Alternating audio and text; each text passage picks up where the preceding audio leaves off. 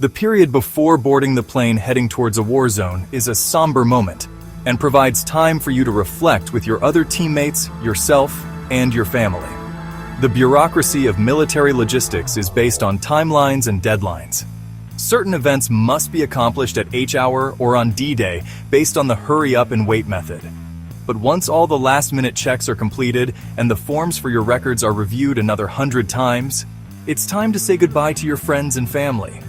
Because of the length of this current conflict, our military members have become desensitized to the act of deploying. This can be great, but can also turn around and become a terrible attribute of current military service. Before, wars were fought till the end, and the men and women were entrusted to get the job done or die trying. The expectation of survival was limited.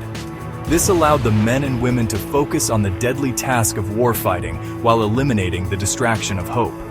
Even though this was my first deployment, this was one of my crewmates' 8th deployment. He has gone to war and come back 8 times. This lucky streak can provide a false sense of hope for those charged with fighting the war. This is just another deployment, I'll be back shortly. Everyone thinks like this, and everyone also becomes surprised when members do not come home because their helicopter has crashed, killing everyone on board. I made it a point within myself to not expect to come back. Not that I didn't want to. I loved my family and my lovely wife and awesome children to the fullest extent possible. I am more fearful of dying in combat because I didn't give the enemy the respect they deserve by committing my life, blood, sweat, tears, and focus solely on saving lives and killing every enemy combatant who wants to kill me with extreme prejudice. I boarded that C-17 with my helicopter crew members, with a focus towards accomplishing my goals with zero distraction.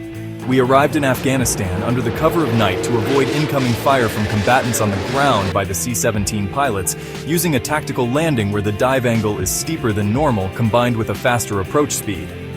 We land safely, unpack our bags, and head over to in-processing where they tell us about the rules, minefields, recent activity, up-to-date intelligence, and other base services.